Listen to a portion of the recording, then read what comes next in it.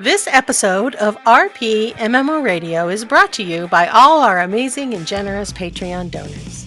Visit us at patreon.com/RPMMORadio to help support the show. It is also brought to you by... Stand by for a word from the president of the MMO multiverse, live from the Pridewind. Greetings, dear role-players. This is your president of the RP Multiverse, Arthur Maxon. The state of our multiverse is good. We have successfully established embassies in each relevant roleplay realm, promoted multiverse trade, and dismantled a number of raider cells, banishing the unrepentant stock to the Call of Duty wasteland. The Brotherhood has also been successful in reforming a number of these trolls into productive roleplayers and squires under our watchful eye. They will serve us well in keeping order, as they know what to look for. I'm happy and proud to announce that our trade boon and tech development with ESO has enabled us to bring my home realm to the multiverse, to join our communities with the systems at large, building a stronger multiverse all over. We have improved relations with the realms of Guild Wars 2 and their longtime rival Rift. Both realms are now enjoying a new diplomatic relations, throughout our Brotherhood embassies, of course. Even the Old Republic is enjoying an increase in traffic and confidence, as we made it a priority to fix their malfunctioning multiverse gate. Their story mode has jumped by leaps and bounds. Though not all is happy news, dear roleplayers, oh no. It has come to my attention that the realm of EverQuest 2 has become a rogue multiverse state. In the past few months, I can only describe the architects of their sabotage as obstructionist and treasonous to the multiverse at large. It has been no secret that this realm has been losing population due to the scandal of its devs, as they have ignored their own population's wishes. Worse yet, our embassies there have been attacked, and then used to launch a greater attack to the new realm of Fallout 76, infecting our new branch into the community with game-breaking bugs, realm instability, and then colluding to foment negative attention to our realm of Fallout 76 at large over the internet. Dear roleplayers, this has had far-reaching consequences for our dev communication. The damage to our name has been irreparably damaged. But fear not, dear roleplayers, this isn't our first nuclear winter. We have taken actions to address these attacks, repairing these bugs that are infected the systems, and paving a path forward to stability and expansion. We will endure and prosper together, and together we will find these architects of this collusion and bring them to justice. Look to the future, dear roleplayers, for our destiny is bright. Ad Victoriam.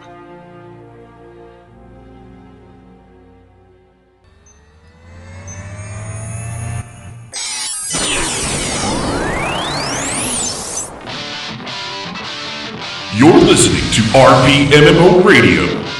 Does internet porn know you're cheating on it? Where entertainment and roleplay in MMORPGs have little hybrid mutant babies. Make a note of this. Dishonor on you, dishonor on your cow, dishonor on your whole family. And now, here's your hosts, Ashen Phoenix, Civ, Jazz, Strafe, and Yunfei. Everybody off. We need to go on a quick adventure. Hello, role players, and welcome to RPMMORadio, our 80th episode. Chop it down the giving tree. Let's get rid of that little sucker. I'm tired of looking at him. He's not giving me quite enough. I think we could take more. So, appreciate you tuning in here over at twitch.tv/RPMMORadio, where you too can subscribe and follow and do all that stuff that you're supposed to do at the beginning of things, blah, blah, blah. I, of course, am one of your hosts, Ashen Phoenix. With me today is the crew, Jazz, Strafe, and Yunfei. How's everyone doing? Hello! Doing good, boss. Doing good. Fortunately, we're missing a Rahanar, and we're missing a Sib. Last I saw, I don't even know if I really want to say it, but They caught it, didn't they? no, she was buried under an avalanche of husky puppies. We don't even know if we got people using the poke sticks to poke through the bodies and see if we can find her. But they're just so damn fluffy and cute. Everybody stops what they're doing and plays with them. It's a lot of huskies. That's it's a true. spill-off infection. I mean, you got to be aware. It spirals out of control. Yeah, I think the worst part of that would probably be the onslaught of puppy breath. which of course is one of the most foul-smelling things. Oh, no. You have not smelled my cat's breath. Good Lord. That's because she's not a puppy. I'm talking puppy breath, not kitty breath, which, or as I have, old dog breath, which can actually kill a moose from across the room if she's panting hard enough. And she does. Sweet Jesus. And she does. Am I fading out? All right. If I have anybody having a problem hearing me, let me know. I don't know.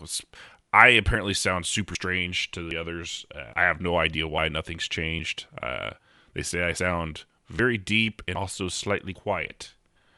But everything on my end looks fine. So if something's weird, let me know, guys. I'll see what we can do and fix it. But your evil twin is in control. I'm just going to go with it. Yeah, I mean, it works for me. If I sound super sexy right now, this is a cross I have to bear. I can't help it. This is the way God made this. Ugh, sorry, that's all I got. So yeah, well, hopefully it doesn't sound too bad. It should record just straight off mine, but I don't know. So how's everyone else's week? You guys doing all right? Having a good time? Partying, drinking? Not a bad week overall. It's Not a bad week. Jazz is just having a hard time taking me seriously because I sound like Barry fucking White. At least on her end. It is. It's really freaking me out. she's attracted to you and is scaring the mess out of her, bro. Would an accent help? Jazz. Probably not. No. What you are wearing today is absolutely stunning. Look at you there with your shirt. You can stop now. And your pants. Have you done something different with your hair? It looks so good.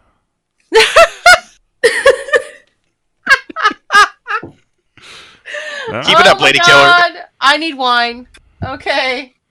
No, well, now she's flushed and blushing. It sounds like you want to chew on her neck. And fleeing from her mic. Well done, sir. I definitely need wine. Let's have some wine, shall we? Wine it is. Thank you, Ericus. I'll see if I can up my gain a little bit and see if that maybe takes care of it. If I'm cutting off at the end, it seems like Discord has done something somewhere, and I don't know what's going on, and I don't like it. I don't like change. Change is bad.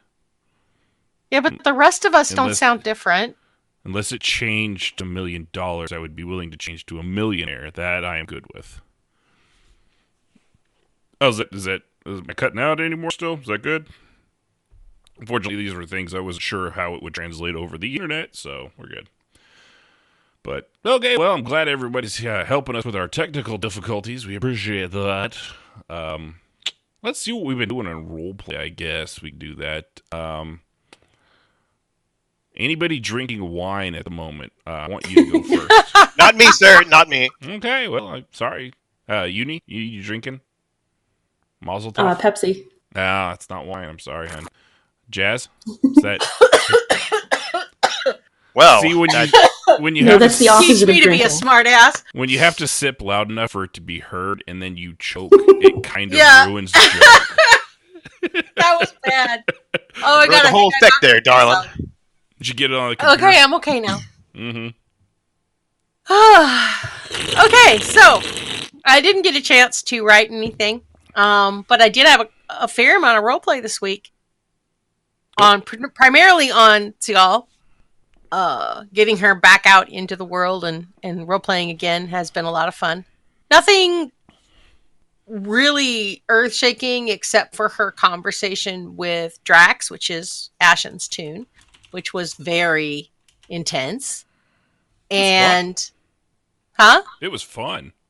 Yeah, it was. I got to develop a little bit of her backstory with him because he doesn't know, and there's a lot of things people don't know about Cial because she's so secretive. Yeah, and he doesn't really pry. He just lets her. He just listens. Yeah, and for some reason she just something feels out comfortable talking to him, so that's very interesting. Yeah. So that was interesting because I opened up some areas that I really haven't discussed with her. Actually, physically telling people about her history. I have a long backstory for her, most of which isn't told. So that was kind of cool. I also had her in Riften, talking to people and just generally being her pain in the ass self, which she's kind of toned down in the last couple months, and well, that's over. She's back to being a mouthy, pick at the scabs, try to pick fights self. So this should be fun. Yeah. She's a self-aware troll now, instead of just being Yeah. an unself-aware troll. She's turning And to and the thing is that, with Riften, it's always a mixed bag. Oh, yeah. You never know what you're going to get, but That's the truth. I've had some really good roleplay there. People have picked fights with her, have been dicks, but not OOC. It's all IC. Oh, yeah, that's perfect. And when I touch base with them after it was over, they're like, that was so much fun, because they normally can't be an ass because the other person gets pissed. Yeah, they don't get to follow through or something like that comes up, or someone gets upset. So this guy who was a Nord had no hair on his face, so he was very young, probably. And he gave a couple of clues that he was, and of course, he all pounced on this and started saying that he was a hairless baby milk drinker boy. Yeah. And the two of them almost came to blows. It was a lot of fun. So I love that kind of roleplay when it doesn't go south, and especially that was strangers, good for me. Yeah. She's admitting she likes to troll. I'm so proud of her. I like confrontation. Yeah, sure you do. Secretly, you love it. You do now, but you used to hate doing that kind of stuff back in the day. You weren't real one to, especially when it came to getting into combat. Well, no, fights. the reason was I actually have always enjoyed that kind of roleplay. The problem was I couldn't do it without pissing people off. I mean, think about it. Toyana and a lot of my characters can be very confrontational, but unless I'm with my friends, I don't do it. Because I guess that is true given the EQ2 community, especially later on. They I just couldn't be that person. Vaka toned herself down quite a bit just to avoid OOC BS, and Miriam, that was sad. I walked in knowing that I couldn't be as bitchy as I wanted to be with her, and so she was a very different person in the guild hall with her friends versus out in public. Yeah. And that's the same thing that happened to Vaka, because I just didn't want to deal with the OOC bullshit. And I kind of, sort of, I think did that with Cial, which is why she had changed somewhat over the years, over the year that I've been playing. And I've decided that she's done with the smoke and mirrors to some degree. She's going to start just being herself. Mm-hmm. So this should be interesting, because she's going to stop hiding as much. Disappearing and stuff. Nothing really happened on Thursday, but in the guild roleplay was kind of sparse.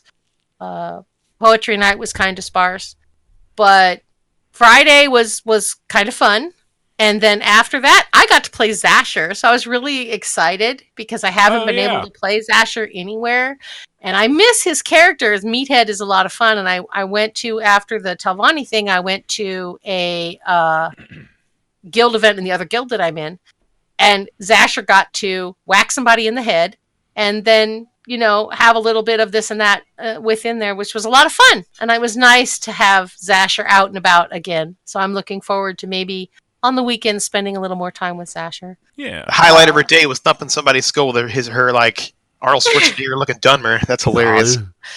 Yeah, I smash your head. Where's my funny friend who calls me fat? There we go.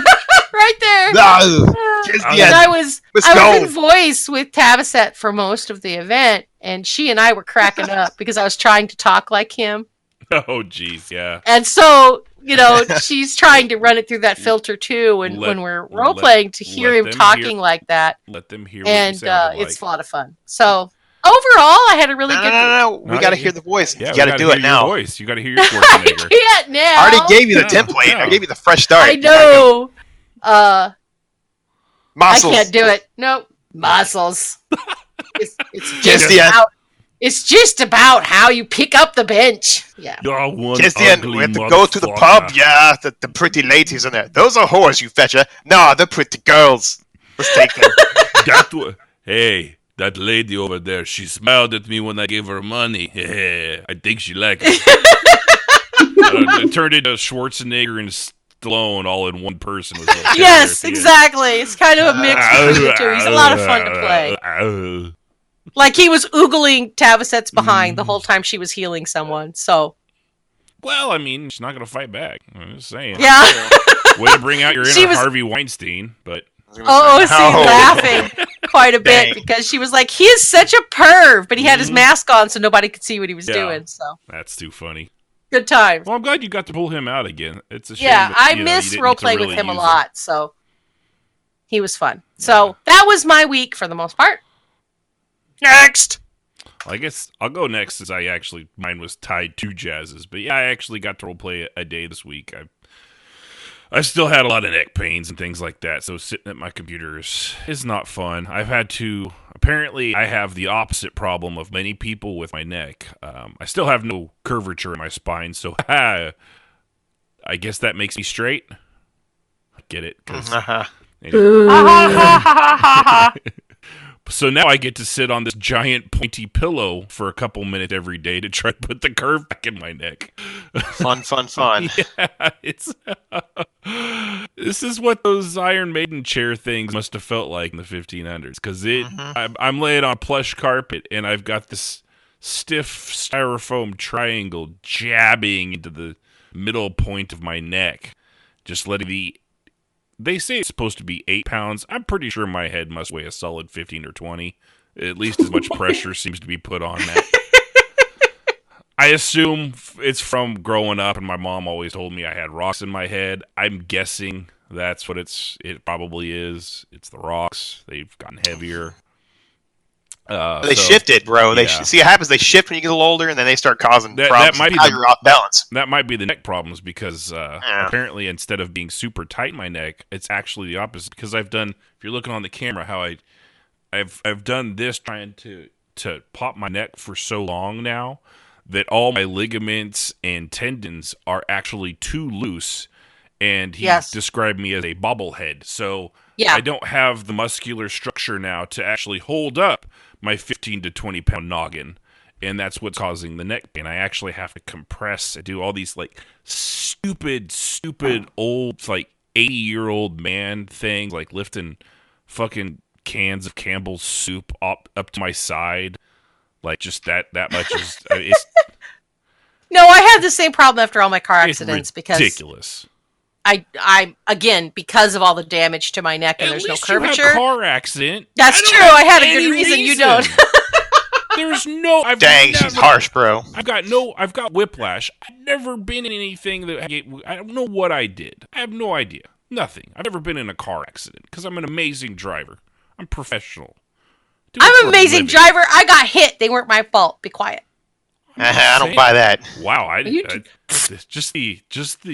even accuse you of being bad. I was just talking about myself. But she was defensive. That's why I said I didn't believe her. Man. Whew, man. But yeah, so I've been having to do that, which means I've not had a lot of time to sit at a computer because it hurts after a while. But I did get to play with Jazz a little bit. Was that Wednesday night? That was Wednesday, I think. Yeah. So it was fun to drag him out and. He's very fun as Draxillus, the vampire. Is very fun as a character because the vampire thing, like I said, it's the least of his actual attributes. But he's a good listener and just listened to her and pointed things out to her, and then she kind of worked everything out on her own. She babbled. It was great because stream of consciousness is how she learns. So both Trath and Drax now have figured out that if they just let her ramble, she'll eventually figure it out for herself. And then when she loses steam, they kind of poke her into another direction, and then she'll bounce off that way. You got to steer her back into the right direction. Yeah, but they'd figured out a lot of stuff about. They talked about, I guess, what had happened with you, Strafay, with what's his face again? I always count Jail. Oh, you mean what I'm going to talk about in roleplay in a minute? Yeah, Well, I don't know all the details of it. I only found out from her. I've been watching Babylon 5 because it's like 25 years right on. So I wanted to call you Lanier, and I knew that wasn't right. You are not Bill Mummy, but so it was a lot of fun. But yeah, getting to find out what your guys' roleplay was through her as she told it was kind of cool because it gives me a reason to still know what the heck is going on without having actually been there, And then and what? You didn't actually demand to know the details, OOC? I'm so proud of you. Cial had to go to her ESO equivalent of Fraser Crane, see what was up, / Thrawn. Well, what was funny is really that actually was not the even reason that was just she mentioned offhandedly, oh, I'm at jail. And I was like, and so they went off that. The whole reason was they were going to find what do they call the moon wells, the alien moon wells. Oh, yeah. And he'd gone to her just, as a exercise that they could get to know And each he other chanced better. on the fact that she sings to them. So he learned a little more about her, which was cool. Yeah, and now he doesn't have to do nearly as much work either. And frankly, neither do I, because I expect her fully to take me to each and every one of them without me having to look up a thing. I know where a lot of them are. You're lucky. You better have at least 5 of them, because that's what he needs, and that's what I'll expect. Just to help you out, there's one near Trask's house, and by Matheson. But no, it was good, and it felt good to get back into roleplay, even if it was just for a little bit. I was hurting that's what's sad. It was only 2 hours or so, and I was hurting afterwards. I had to go back on my chair, sit there, and play God of War, which I'm finally fishing out through. Boy, it was a great game. He's such an asshole of a dad. It inspires me to be worse to my kids. Is that not the thing I was supposed to take from that game?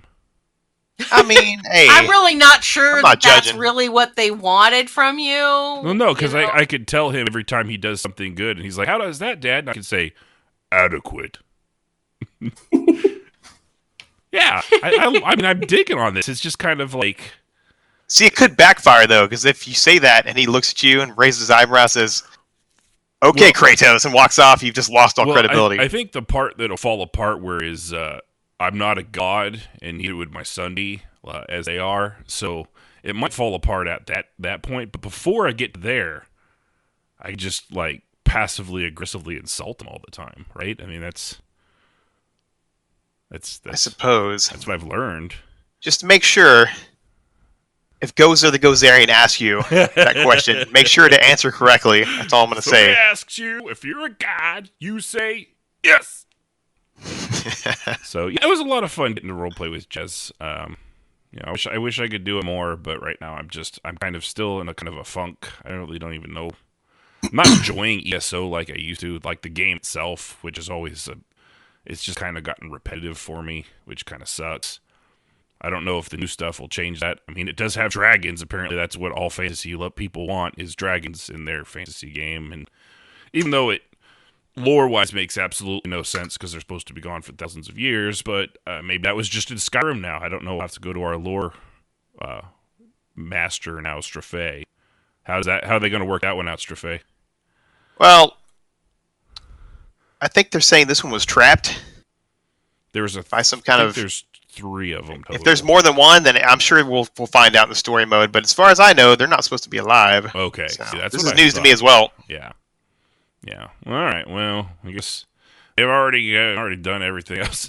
It is a second era. A lot of crazy things happen then. So. Sorry, Indigo. Yeah, no 308 receivers for that, I guess, on the combat rifle. There is an amazing. The sniper rifle is really good, but you have to try that. Apparently, we've gotten other people to play Fallout 76, which I'm glad they're having fun with it. It wasn't a complete waste of money. Although time will tell. So, Strophe. Yes. What you doing? Sneaking around in the multiverse realm of our RP president right now. And about to tell you what's going on in roleplay. That's what I was looking for. See, I knew I'd get one of the two right.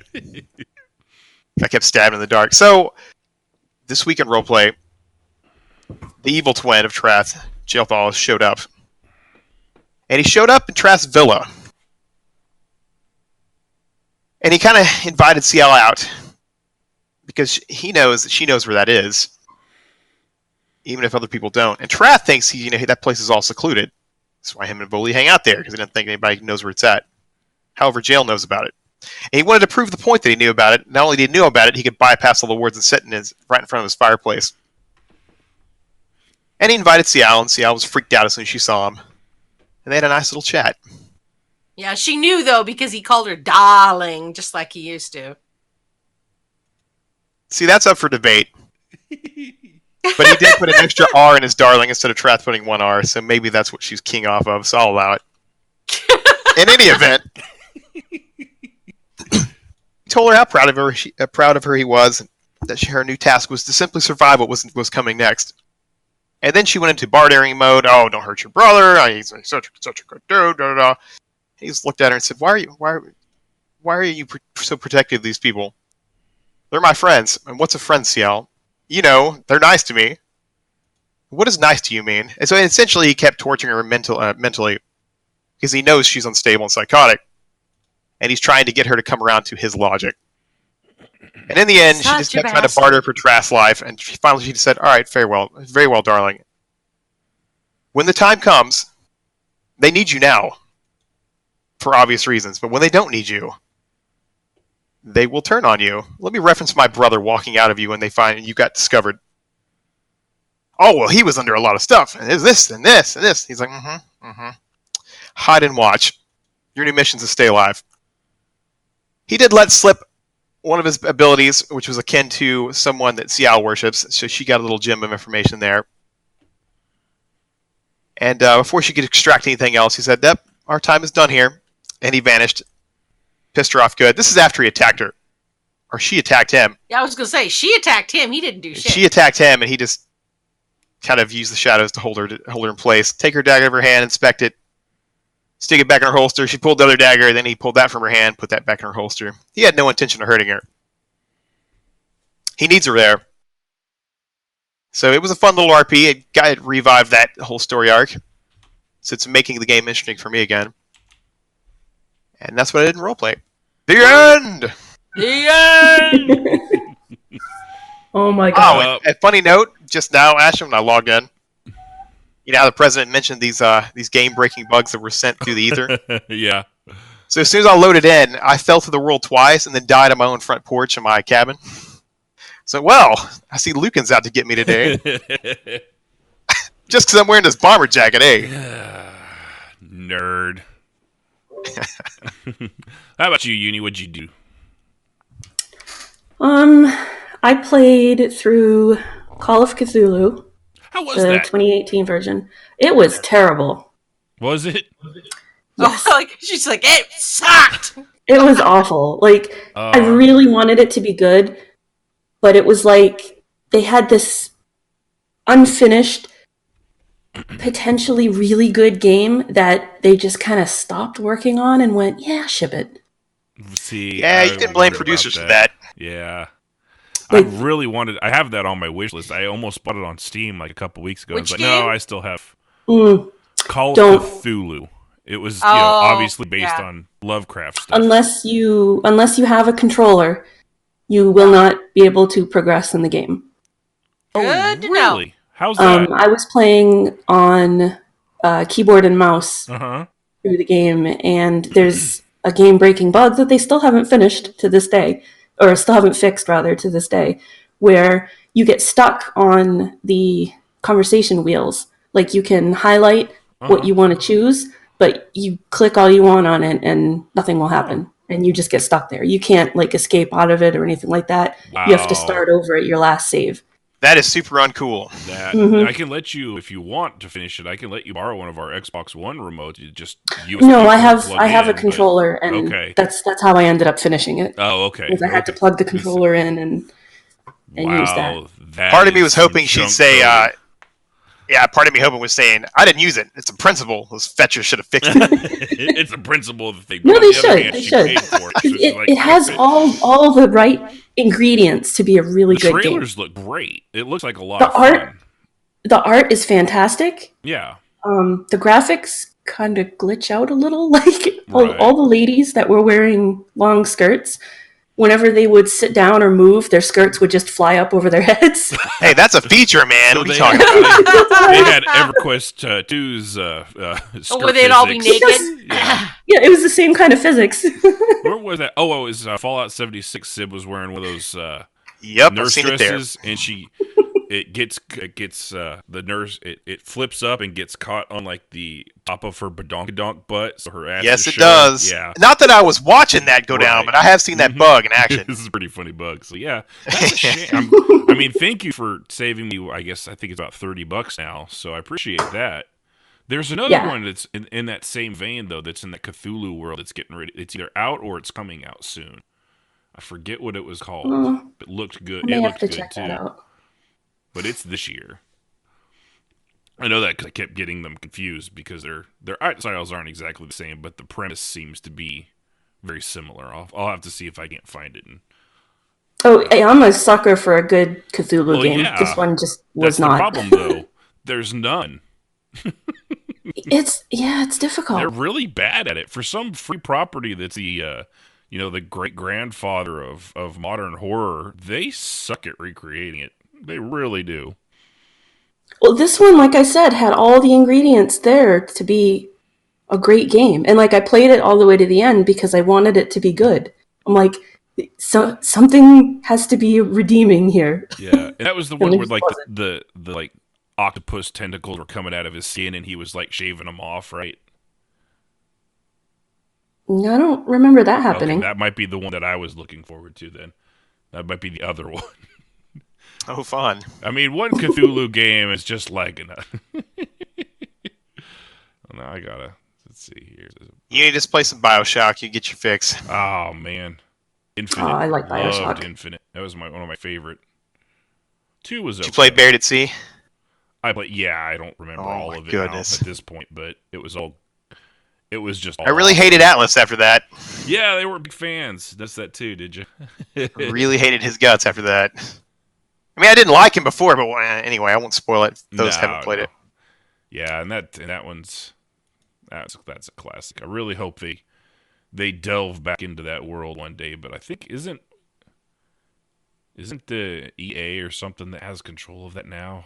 Oh, well, it's dead then. Right. Yep, they've killed the studio.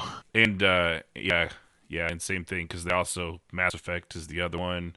They own their studios. I think BioWare got it back because they've been making Yeah. rumors like they're going to work on Dragon Age and better Mass Effect. Yeah, but EA still owns them, don't they?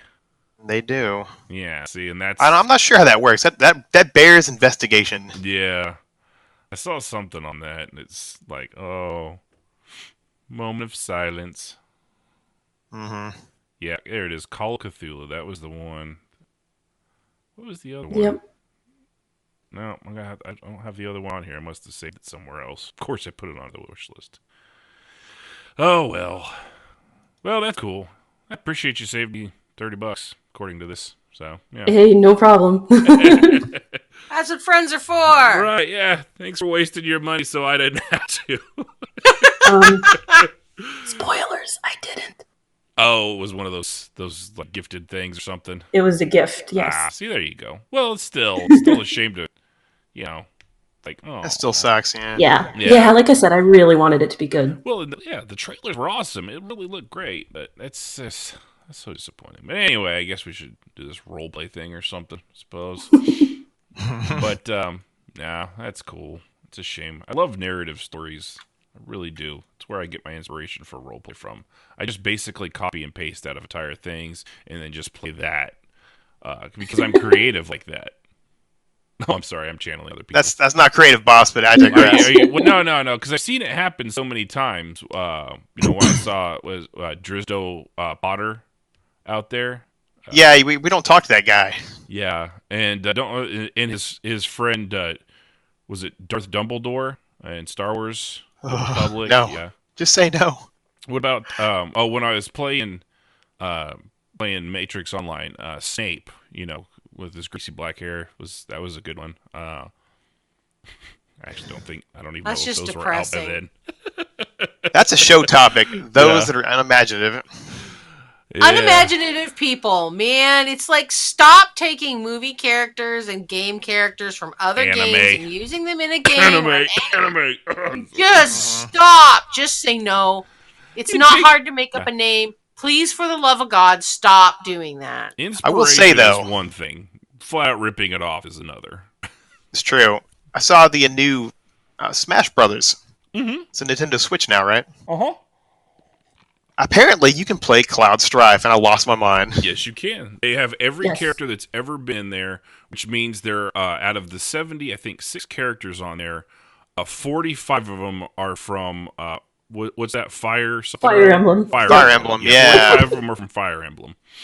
At least that's what it feels like. And if you change the outfit, you could be Advent Children Cloud. I was like, this is way too cool for me to be messing around with. But And you played him, and she really dug him. He was awesome. Well, he's very conducive to the button masher. He's very Cloud-ish. Yeah, he's got some pretty badass moves. He hits hard too. He has a half-assed Kirby move where he jumps up and down and slashes, but he doesn't have the wave like Kirby does. That's why it's half-assed. Uni, back me up on this. All we really need is that stupid ribbon that you know keeps us immune from all effects, and we're good. I'm just saying. Look, all I'm saying is all through Final Fantasy VII, they were carrying friggin' Phoenix down. Yep, they were. And yet it still didn't help you when someone got stabbed right through the chest. That's true. Where is your Phoenix down now? Apparently they forgot. They forgot. Let's just dump her in this... That was always my question. Like, what? You got a Phoenix down, bro. What are you doing? You're drowning her. All right, whatever. Well, I always like that cutscene where he walks out into the middle of the thing, walks out, and then he lets her go, and then suddenly it's about 400 feet deep. She floats down. It's like, wow, that is... Yeah, you always... That was also curious, but hey. So they were under a lot of materia. I'm sure they don't remember it quite as well as they should, the effects, that radiation. Yeah. They are radioactive, basically radioactive pellets is all. Oh, yeah. Little gems, right? So, all right. Well, let's go ahead and chop down this giving tree. Jazz, you want to take some of this? Because this was kind of one that came out. This was Jazz's thing, although we all understand and agree with Well, we'll preface this. I like to explain where topics come from. Right. Go for it. And this, for me, is because as a guild leader... I've had to deal with the ensuing drama that comes from this nonsense far, far more than I care to even think about.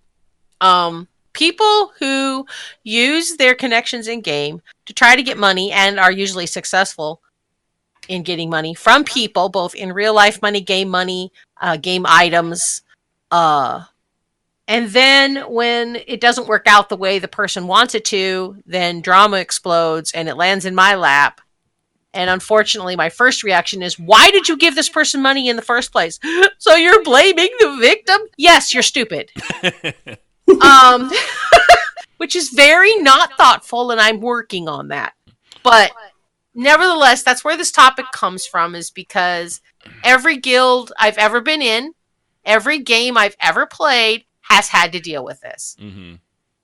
More so as a guild leader, but it's definitely something that needs to be discussed. Yeah, it was something Mara in our guild. It wasn't something that happened to her, but she had warned everybody about. Apparently, there was a guy in ESO that had. She found out it's been going on apparently for some time, but he'll create a guild or join a guild and then tell everybody he needs money for a was it the merchant vendor guy?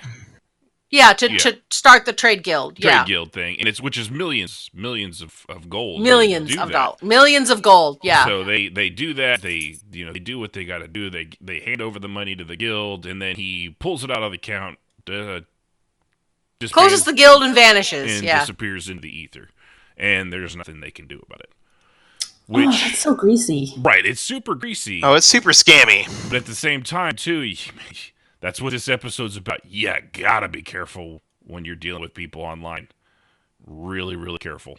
I think part of it is because, particularly in the roleplay community, we tend to assume that we know people just because we've roleplayed with them for years, and we don't. You don't know someone, and it's important when money gets involved that you remember that. Mm-hmm. Game items are one thing. Game money is one thing. Well, and for proof of that, you have to look no further than... and if anyone's had to go through this, I feel for you. When a relative dies and there's money left over. Oh, it's horrible. And your family could... I've seen it tear... It implodes. Families apart. Mm-hmm. Over, a few, anywhere from, 10, 20,000 to a couple 100,000. That's when it can get real ugly and real contentious. I mean, let's be honest. It gets contentious over a couple $100 in mom's silver. So that's true. Yeah, especially when it comes to the items that meant something. Yeah, items and money. Even if it's I've had to officiate in situations in real life between people who are literally tearing their family apart over a couple $1,000s, not even 10,000. I mean, we're talking a couple $1,000s in bonds, mom's china, and the house, which they owe money on. So really, by the time everything's said and done, it's only going to be a couple $100s to each person. It's I got a real life much. story equivalent for this kind of topic. I had a great aunt who lived in Oklahoma City, up in your neck of the woods, boss. And the local politician attached himself to her because she loaded. Oof. Oh. Sorry, guys. Hold on a sec. God damn. Okay. Say something. What happened? Did we go offline? On my end, it was nothing but like 3 times the sound of static every time you spoke. So, yeah, Ouch. That's true. I was getting a lot of bubbles too. Yeah, so. but it was. I had to mute it. Do you need to restart that story? Yes. Yes, because I think I heard I have a I see. Yeah. So I got a real life equivalent of the whole family thing. I had a great aunt who lived in Oklahoma City, up in your neck of the woods. Oh yeah. And her husband was really smart financially, and she was loaded. Unfortunately, this local politician in Oklahoma City attached himself to her through nefarious means and rewrote her will, leaving my mom a parting gift of some crappy whatever it was. Went to her funeral, got to see the greasy guy in person, try to shake her hand. We didn't shake his hand. And I then had to tell my mom, it's not worth it. We need to walk away. Mm-hmm. This has all become a big fiasco. We just need to leave. And that was the best way we could keep our honor and save face. Evil won, but did they really? I don't know. They didn't win, because in the end, it'll come around to them. It always does. Yeah. But, the shysters are out there at every level. Yeah. At every level of life, they're there. There's two born... what did I say? There's two born to take them. Sucker born every minute, 2 to take them. Yeah. Yep. Sucker born every minute and 2 born to take them. And that's very true whether you're in... There's always going to be shysters. And in the game with roleplay and lots of ERP, we let our guard down, and it's a little easier to slip under the wire. It makes people targets who become emotionally attached to people that they ERP or just RP with, and they think they know this person, and this person starts sobbing about not being able to make their rent or whatever. And then, later on down the line, after this person vanishes and everybody's upset, they find out that she did the same sob story with 10 different people, and she got thousands of dollars from people. Right. And it may not have even been true to start with. Right. And there's no way to know because the person is gone. Yeah. And the phone number she was using is disconnected, and there's no proof she even existed other than the fact that we, knew that she had because we'd all talked to her. This happens in every game. In every guild, there's always it happens a couple times a year. It's something that is really important to talk about. If it's not in your it'll be your community, so you'll hear about it sooner or later. Yeah. Yeah. Always. Yeah, and don't take us. We're not coming at this from the you little people. We have so much money. Hold on, let me light my Cuban cigar with this $100 bill, which I will burn first. Yeah, we all struggle with bills and stuff here, or at least we have at one point or another, or still do. We have a variety of different financial and monetary situations here, and it comes and goes with usually car repair. Car repair. Yeah. In hospitals. Car repair. In hospitals. And back taxes. What's that one thing? Loans. What's that one thing that we like to eat? Food. Food. Yes, food. Yeah, there's food. So we're not coming at this. We're coming at this from the aspect of we all bunch of broke folks, right? And we all I give what I can, and I help how I can, and you do what you do, but you have to take care of yourself first, because if you're not taking care of yourself, you then can't help others. So we're coming at it from that perspective. Unfortunately, hold on, I need to get my monocle out. Okay.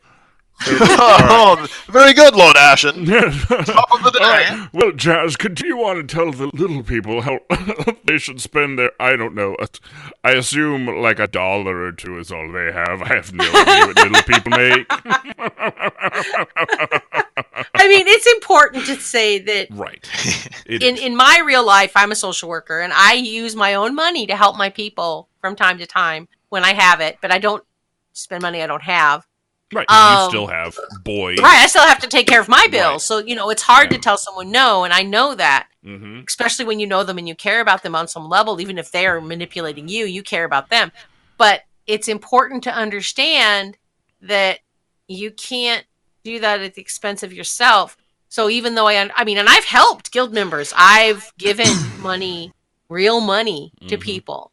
I've sent food to people in boxes. I've done those things. The heck with that. Really, Cat? You can't save the world, but you can save your small. You can do your best to improve the little small sphere of influence around you. That's the best way I've always looked at it. But at the same time, I never expect that money back. I know that at any time they could vanish, and I'm pissing in the wind. I never expect to get anything back for what I do. An image of Jazz peeing in the wind. That distracted me away. Okay, I'm sorry, really? Jazz. I'm back. Really? We had a peeing contest and family reunion, which, by the way, my Aunt Ann won. Was the wind blowing, Ashen? You might be a redneck. I think that's where that came from, yeah. Was the wind blowing? Because if the wind was blowing, she's cheating. See, I see, says the blind man peeing into the wind. It all comes back to me now. Sorry, go ahead, guys. It's going to be one of those episodes, folks. Yes, it is. Yeah. It's a very serious thing, and at the same time, it's so serious, you got to kind of have fun with it a little bit. Yeah, you do. Otherwise, you're going to be like, so that's the world's setup. a vampire sent to drain, Dun, dun, dun, dun, dun. So that's what causes it. That's what brings up this thing, is because I feel that it's an issue, and what started it was Mara's article about this guy doing this, but it just offsets the need to discuss this and to keep it out in the open, because in the year that I've been in ESO, I've had 11 instances of people getting burned in my guild. Yeah. So of people getting burned. Yeah. Hello?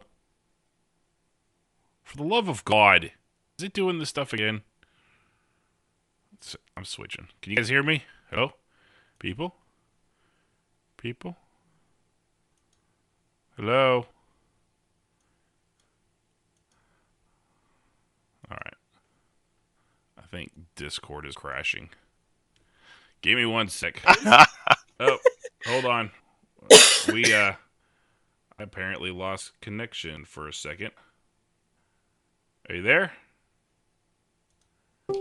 Hello? Hello, Hey. what happened? I think I lost my internet for a second because Steve. Oh yeah, the stream went offline. Stream is saying it's disconnected, attempting to reconnect. Yeah. Yeah, Twitch is offline. Oh, good. There was a network error. Please try again. Yeah. My internet blinked. That's the first time. That's not happened forever. So How do you restart it?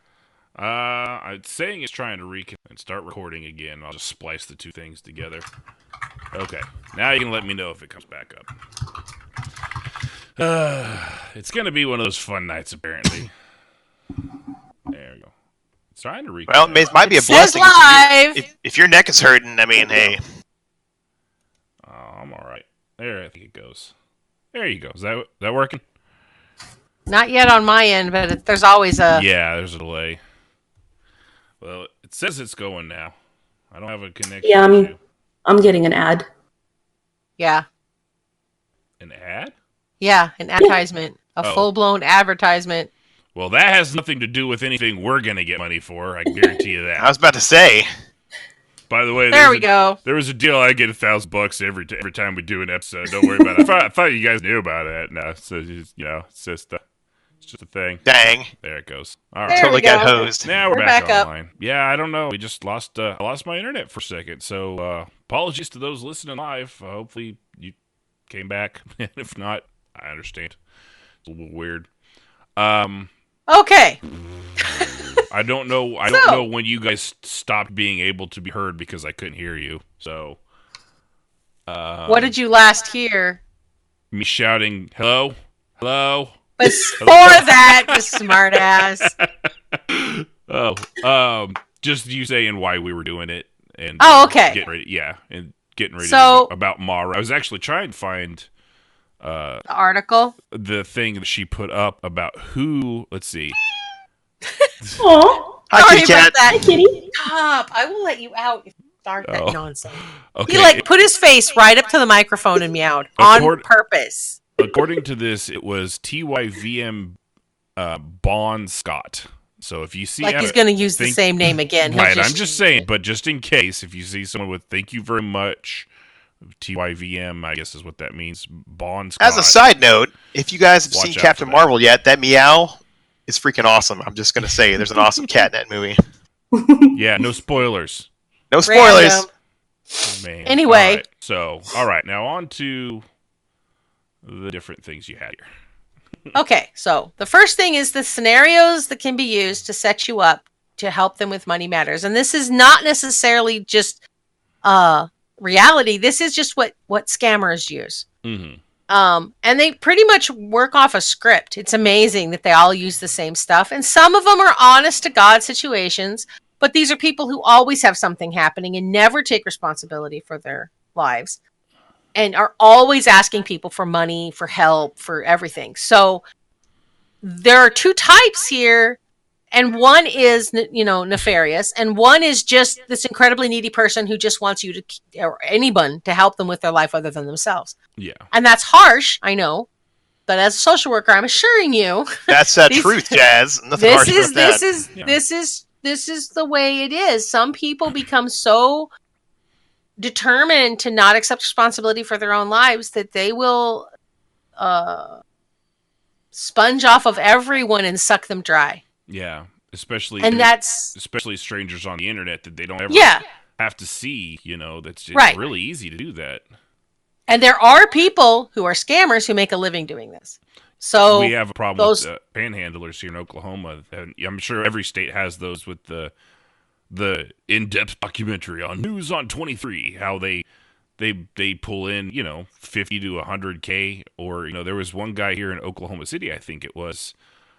Some chick followed him and was filming him, and he's, he looks what you expect as some sort of homeless vet. And then when he was done, he followed her as he got into his BMW, straight off of begging for money on the side of the freeway. You never know. Mm-hmm. It's hard to know. And I mean, and the thing is, and this is what I tell people, I help people no matter what it is, whether it's a scammer or whatever. When I'm in real life, I see somebody on the side of the road, they need money. If I have it, I give it. I know that it could go to drugs. I know that they could be scamming me. I don't care because it's about me. I help people because I am a good person. If they're not a good person, that's on them. I don't worry about it. Yeah, and that is true. Which, unfortunately, for me, I'm not willing to take risk. I'll give it to things that I know will go where it's supposed to go. I like charities and things. I do my research. So for me, I just can't do that. I mean, your philosophy on that is right. If you're going to get scammed, you're doing the right thing. Whether they're doing the right thing or not isn't something you can know. But someone like me, I just can't take the risk. I would rather not take a risk. Yeah. I'm not going to take the risk that they are real. Yeah. You can always take them a hamburger if you're unsure. Yeah, I mean, I have brought people food. I have taken them to homeless shelters. If they turn you down, at you, then Yeah, if they get pissed off at you, then you know they're a scammer. But I mean, most of the time, I'd say 90% of the time, they're good. They're good people in a bad place trying to make ends meet. Those 10% are always going to be there in every aspect in every society. And if I stop caring about people because of those 10%, then what does it say about me? So that's how I look at it. Mm-hmm. But I also go in with open eyes. Like I said, I'm setting my money on fire. I'm never going to see it again. It's never going to come back to me and let it go. Of July. Yeah, because you're literally burn something. Yeah. Well said, sir. Well said. But like, if I go to Goodwill, they say, "Would you like to donate to our cause?" Bitch, what do you think I'm doing by shopping here? No, I'm not giving you any more money. You already charge me too much. And by the way, here's a bag of clothes that doesn't fit my kids anymore. Yeah, like I give you everything for free, and no, I shop here. I'm helping so there's my little rant right there. It just pisses me off. But anyway, scenarios. What? I think they're required to ask at some point. They're probably asked to ask people. No, it's not the person's fault. It's what they're made to do. But for me, I just say no, thank you. But Right. the litany going on in my head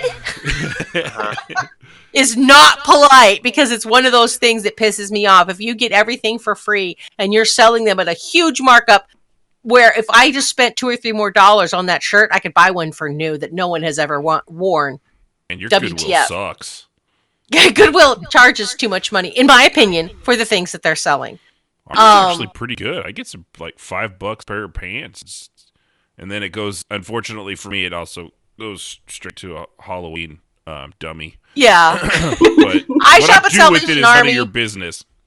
because I like their prices better. But you know, that's just my own personal psychotic, I suppose. Anyway, scenarios. The biggest one is the catastrophe line. I need help because of a catastrophe, a house fire, my car's wheels fell off. We've known a few persons like that in EQ too, I believe. Yes. And we've also known people who have outright lied about these things. Right. Who claim that their house burned down and their roommate died. None of it happened. None of it. And people believed it hook, line, and sinker. But because I knew where the person was from, according to them, all I had to do was Google, and there was no fires. There was nothing about it anywhere. And believe me, when a person dies, they run a... Right. It shows up. Well, it's kind of like early on when we started the show, there was, I forget his name now.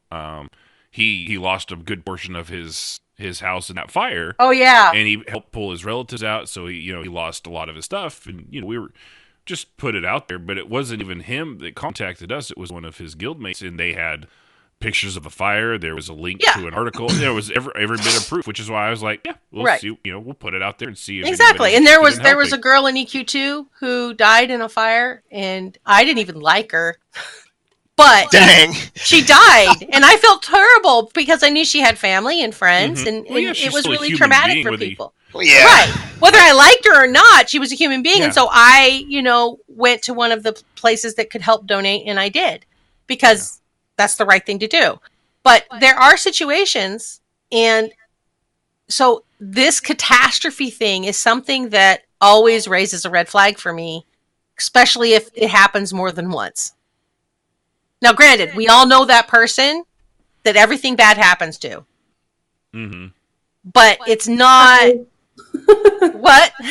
I said hi. Oh, yeah. You. Yeah, that's true. Some people are just prone. And I have a friend that always asks people for help and is constantly fired, laid off, car breaks down, car got hit. Somebody broke in and stole all his crap. And it really did happen. But at some point, you're like, dude, I don't know what you're doing wrong to the fates, but you need to stop pissing them off. Maybe you should stop drawing dicks on the baby Jesus at the parade. Something is wrong. You're doing something wrong. You gotta stop. Maybe quit and I've fucking helped headstones this over person, at the funeral home. But, I'm not going to keep doing it. I'm not, obviously, I don't have a lot of resources anyway. So anyway, the catastrophe thing is a big deal. Yeah. Another one that people use is, I had a bad month, too many bills, my car broke down, these are real, and we've all had it happen. And not everybody can rely on any. I have no family of my own, and until I met Jason's parents help us out constantly. It's embarrassing. I love them, but it's just really stop. We can figure this out. Yeah. Right. But they're wonderful. But when you deal with that in game, especially if you don't know them very well, or even if you think you know them well, but it just seems to happen a lot, you need to kind of wave that little red flag. Back away, red flag. Yeah. Mom and dad are mean. This one is happening more and more, and is coming up, is a newer one, really. Yes, it is a newer one, but it's also a red flag because they're supposed to be 18.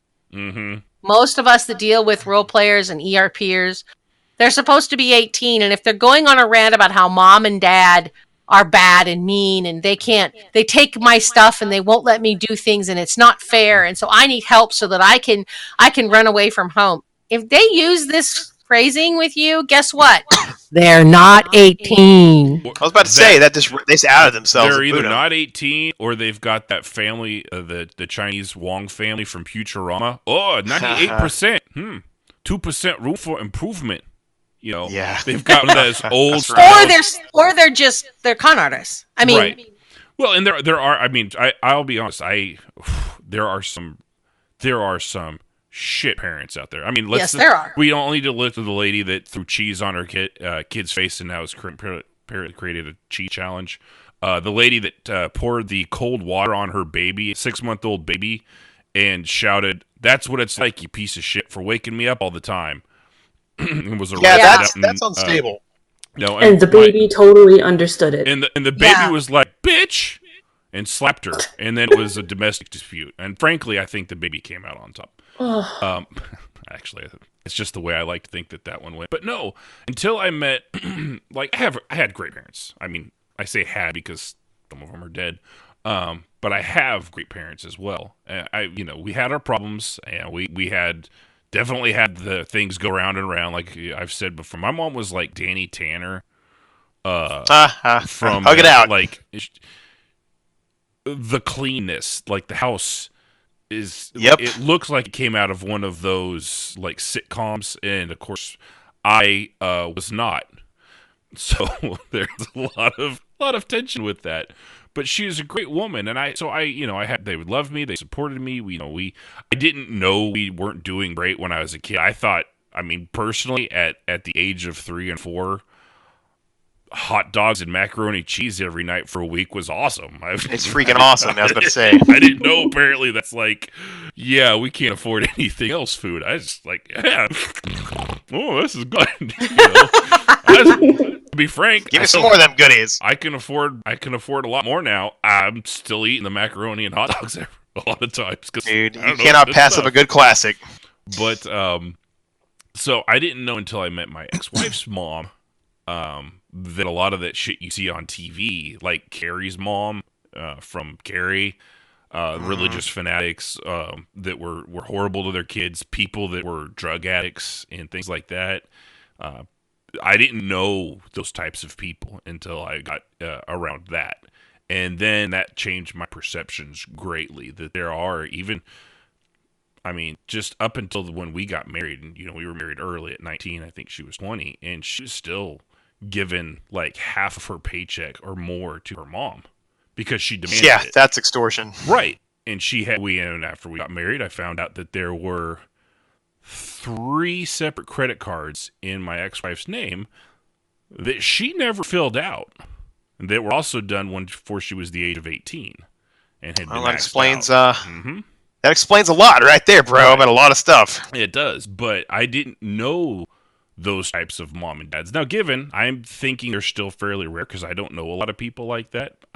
Nope, they're not. I wish they were. Right. They're not. But they're not. I was going to say, unfortunately, I don't think they're as rare as I hope they are. No. It probably just depends on, a lot of different factors. But unfortunately, there are those people, and they do brainwash their kids, and they will manipulate them and hijack them. But there's a young couple at my church right now, and they're really nice. The guy is really cool. I'm not going to name names. But his wife, they're newlyweds. Her mom is still running her life, and she's a married woman now. Mm-hmm. Like, you have to go to this university. You have to know this. And I looked at, and I'm being told this, and I'm like, bro, did you just tell her that put her on her big girl bretches and leave your mother and father and clean your husband? Oh, well, that doesn't matter. It's like, bro, it does matter. I mean, that's what we believe, right? So it's a thing. Yeah, and it's easy. You see that from the outside. It's easy to see that from the outside. I had to deal with that too. But I had to deal with a mom like that, and it's not easy to just. I had a great away. mom and a great dad, but when my dad stuck it crazy, I got a crazy stepmom, and I still got trauma from that crazy woman. So I've seen crazy up close. Yeah. So it is there, man. It sucks. Yeah, and it's really hard, especially when the people are brainwashed like that with their moms, dads. It's really it's hard horrible. to dig them out of that. It took years, and it never really fully. Thankfully that's what basically ended everything too, which is great because now I got Sib, and she's fantastic, and definitely an upgrade. Yeah, you can play that Luke Combs song. It's like, I don't have to see my ex-future mother-in-law anymore. Right. Yeah. Well, but yeah, I'd never met those types of people. I didn't have them in my life. My grandparents weren't like that. My aunts and uncles. I mean, my uncle's a little at times. He just had a lot of jobs, but he's never, never like that. He didn't. Yeah. Didn't think he cared for his gay stepson, but that was a different story, and I had nothing to do with it. So yeah, that made that awkward. But the mom and dad are mean thing, that one, however, like I was saying to you, Jazz, that's been on the rise, and I think that is it's just something to it's complain twofold. about. It's to Part of complain it about. is true. I think there are a lot more ugly parents. Right. But it's also, it's one of those things that because of all the headlines, because we are more aware that there's more ugly people out there, that it becomes a very easy kind of like the puppy, come pet the puppy, come get in the car, pet the little abused girl. puppy thing. Yeah. Even though the abuse is still, even though clearly the abuse for some reason still has 100 megabits per second download speeds, a $2,000 computer, and their own room, including a TV and a Roku to watch everything they possibly want on. Strangely enough, mom and dad are mean because I didn't do the dishes. Yeah. Yeah, that's... Oh my goodness. That is definitely something that we see more of. Also, my roommate stole from me. I got broken into. I spent my money on car repairs, and I can't pay for my subscription, or I can't pay for XYZ in the game. Could you give me a hand? Or I need help with my rent because I had to spend money on car repairs. I mean, all these things are realistic, and in the culture and economy that we're dealing with right now, I think a lot of us sympathize with that. But that's also why con artists use it. Mm-hmm. Also, homeless, fired. Best lie is half a truth. Yes, because there may be some truth to what they're saying, which makes it believable, or they know that people are going to relate to it because it's believable. Homeless, fired, life changes. One of the big red flags for me, though, is when they're like, I need help for X, Y, and Z to pay my rent because I need to take a break and I need to quit my job. See, and I don't. And there are people who be like, you totally need a break. You poor thing. Here, let me give you the, so that you can. No thanks. My God, don't do that. No thanks. But those are all quick, easy to define scenarios that con artists use as much as reality does. What? Jazz, I need a break. I want a break. Uh-huh. Can I have so stuff? do I. Bring me out a piece of that Kit Kat bar, bro. What the fuck? So, we got to keep moving or we are never going to get through this. We got plenty. I'm just keeping it real, hey, So, the list of reasons why this is bad, we've already kind of listed, but you are being ripped off, and you're probably just one person out of many that's on the line for this. It's one thing if you don't know them very well. It's also if you think you know them. I'm hearing an echo. Is that me? The Uni's picking up on her speakers. I was getting ready to type to her. She hears it. Okay. And that is the most common thing right there, is that this is, if they're a con artist, or even if they're not they're not purposely trying to be a con artist, but they are milking everyone around them for help and money. You're not the only one giving to them. And if you think you are, you're delusional, because these people, whether they're just needing a helping hand or not, you need to be aware that this is a ploy. We just recently had to deal with this in our guild. It is something that happens, and you need to be aware of that. And although people will still help the person, I always tell them, you're just going with your eyes wide open because this is probably a ruse. The other one, which is the more difficult one to combat, is the sets up a pattern of rescue. The more you rescue someone, the less likely they are to rescue themselves. Yeah, that was thanks. Yeah, you're not helping. I mean, and granted, I have, like I said, I've paid for subscriptions. I've sent people money. I've given them food. But I also know that that there's a limit, and they may not realize it. I'll send someone a whole bunch of money once. That's it. Yeah. Then they need to fix their life. I will help you a certain number of times, and then I'm done. Because if it turns into a pattern, then I know I'm not helping you. Even if it's real, I'm not helping you by constantly bailing you out, because you're obviously, is like one of my clients who never has enough money, but has enough money for cigarettes and beer and pot, $5 or but can't pay their rent. A pack now. Right. But they don't have money for their rent. And they're constantly going to people and saying, I need help for this, I need help for that. I don't know what I'm going to do. I'm going to be homeless. And when they Well, came if to you didn't me, spend your money on chems, kid, you know. yeah, I it's don't like have money stop for food. spending your money on pot and cigarettes. You'd I have don't a lot have of money money for if food, you. Jazz, but hey, did you see this new tattoo I got? Yeah, Yeah, exactly. I had that one. Yep. So helping them because you know they're in trouble is one thing. Creating a pattern is another. Just keep your eyes on that. Yeah. The next one is the more serious one that relates to the second one. When you help someone, they can start to feel like they belong to you, or because you're giving money to them, you feel they belong to you. Mm-hmm. That's not creepy at all. It's So- true. Yeah. And it's It's true. true, It I happens know. in social work. We see it all the time. We even have people that are social workers that will help people, and they'll be like, I can't believe that you spent money on pot instead of buying food. Mm-hmm. You need to do this and this and this and this and this. Now, whether I may have eternal dialogue about that, and I certainly am not going to be helping them anymore once I realize that, Right. it's not my place to lecture them on what they spend their money on. They're grown-ups. And I'm not going to do that, and nor should I. I have no place of doing that. So when you help someone, it's very easy for anyone to feel like, I gave you money, so I have a right to comment on where you spend it.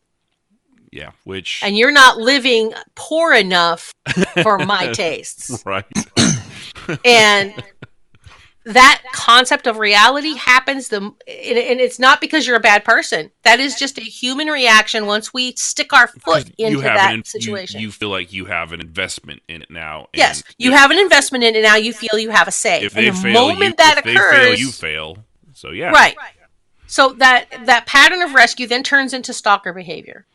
And it can obviously go really bad, particularly for the giver, but also for the taker. Mm-hmm. Because the taker then, why aren't you helping me? What are you doing? Are you helping someone else? I know you don't love me anymore. Are you role playing with somebody else? Yeah. So it can escalate very quickly because giving financial help, whether it's virtual, in-game, or whatever, gives people a sense of intimacy with you that you may not have intended. Right. Yeah.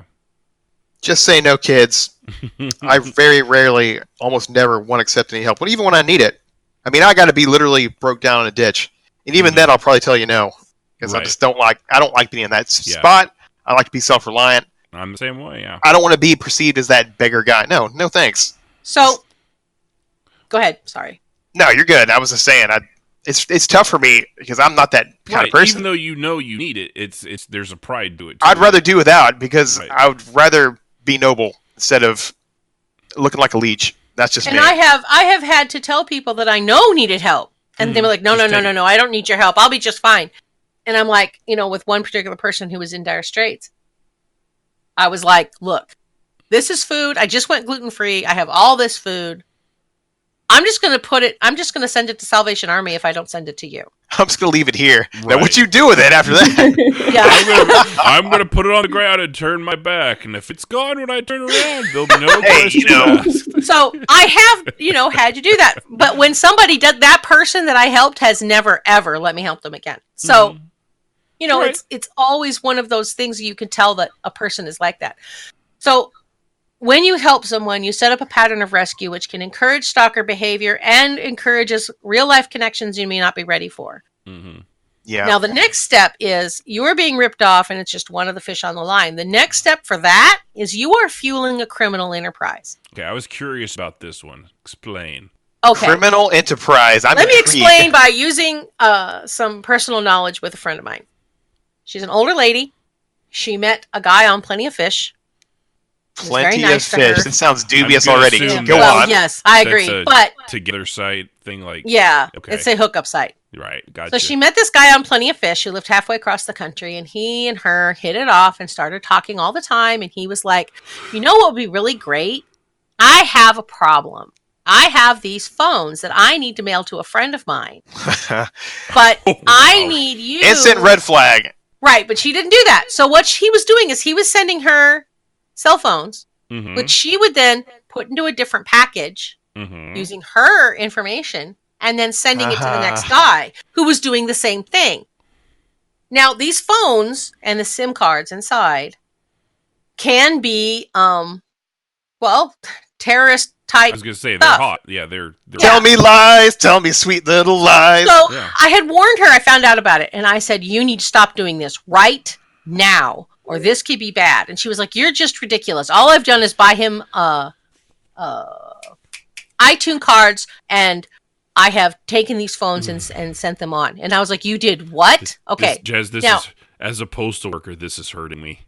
yes, I know. Because I know where this is going already. Yes, It's you do. Not a good place. So she was sending him iTunes cards, which are a form of cash in other countries. Yeah. No different than pop caps are in Fallout. Monetary use becomes anything can be monetary. Cigarettes in prison. Actually, anything turns into money. To back up on that, I saw an amazing. Hold on, I think I've got a problem. Am I losing my connection again? Are you there? Houston, Oklahoma, we have a problem. Ah. Son of a bitch. It happened again. It's all static. Anyway, I saw an article where cartels and stuff like that are buying the gift cards, like you said, the iTunes or Amazon or things like that, like thousands of dollars in money laundering, like yes. brick, like a cinder block brick of these and mailing them around, and that's how they're laundering their monies now. Yeah. Yes. So I warned her about this. She didn't listen. And one day there was a knock at her door, and she opens up the door, and it's two FBI agents. Sorry, I knew that was coming. They took the phones. They took her Agent iCards. Mueller, this is Scully.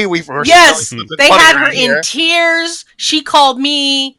They were telling her to put down the phone, and she was like, "It's my worker." And she handed them the phone, and they're like, "May we help you?" And I explained that I was an LSI worker, that this person is limited. You need to let me help her. Never mind that I was more a friend than a worker anymore. I wasn't, but I knew in this case I needed to stretch the truth a little bit or she was going to prison. Right, now we're out. And I went there and I talked to him and I explained that she's not simple, but easily manipulated because of her emotional situation and she's mentally ill. And they were like, "Oh." And so they looked at her and said, "You do this again and we will take you to prison." And they left. At least they listened, because there's Yes. some that won't. I mean, a crime. Yeah. There's No, a crime they is a listened. crime.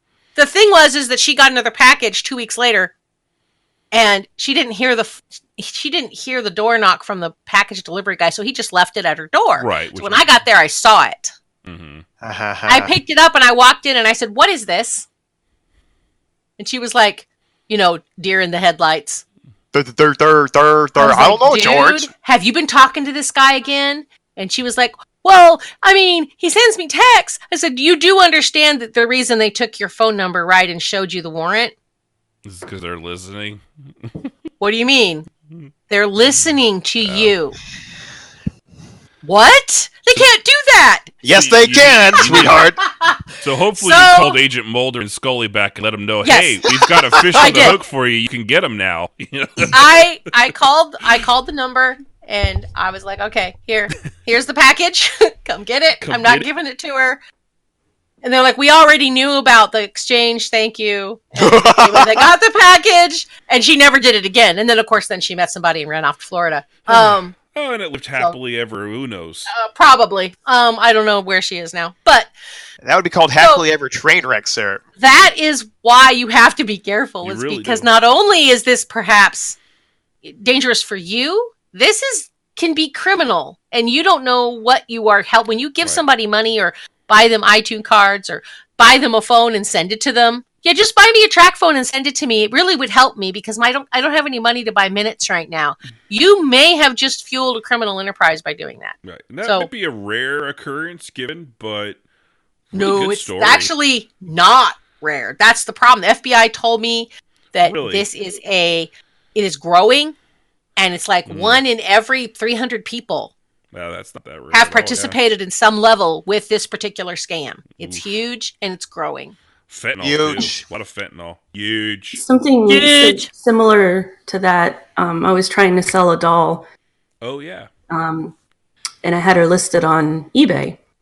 And someone contacted me saying they were interested. I'm like, okay, cool. She's this much, blah, blah, blah. Here's my PayPal information. And they said, oh no, well, I'm going to send you a money order and my, brother or whatever is going to come pick it up later. And Nope. it just sounded really weird. And so I called Ben over because sometimes I'm not real good at catching these things. Mm-hmm. And I called Ben over and he's like, oh yeah, this is a scam. So he got on and he was like, I don't want you talking to my wife anymore. Yeah. Blocked him. Go away. But yeah, it's pretty scary. Yeesh.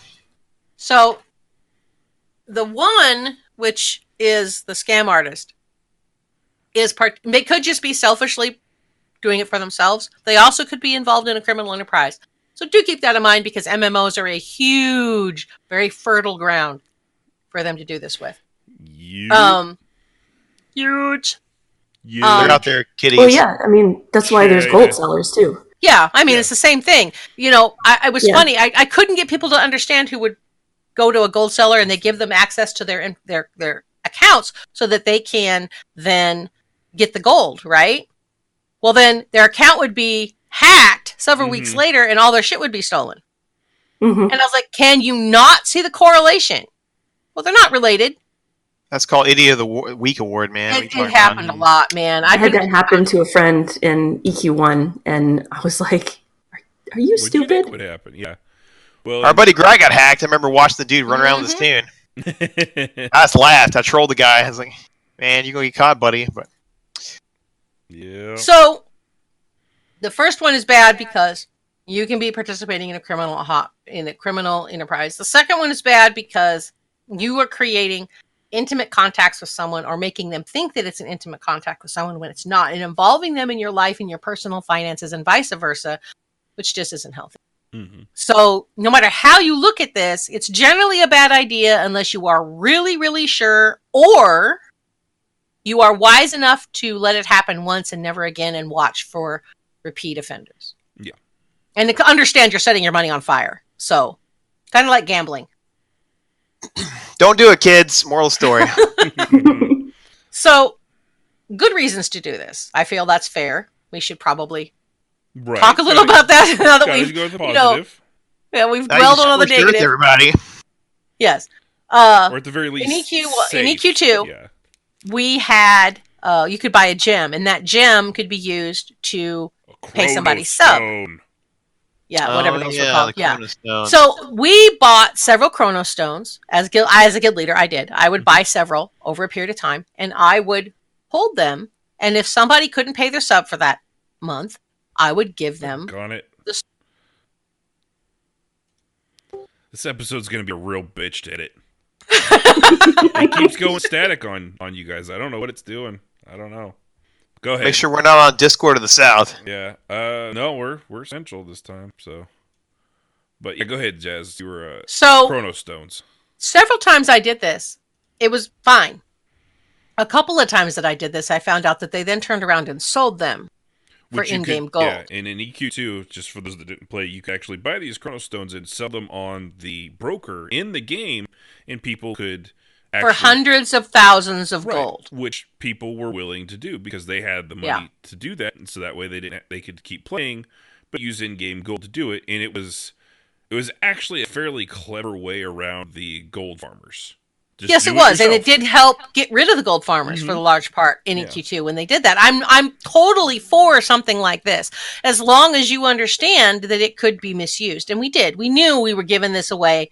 No strings attached. They either used it or they didn't. Now, we did have several people come ask over and over again for that month's subscription, and some of them were honestly just bad luck. Right. And some of them were because I already knew they had sold it because I monitored who sold what. Yeah. And a couple times, whenever I would give it out, every day I would go onto the market and I would tab up that person and see if they had sold a Chronostone.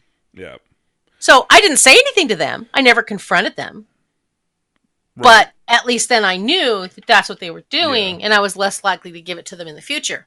Yeah, it was funny. I bought a couple of those to give away as like event prizes. Yes, like, it was a really good. We did prizes for it too. Right. It was and it always cracked me up when somebody would win. They're like, they would send me to, "Am I allowed to sell this?" I'm like, "I gave it to you. You won the event.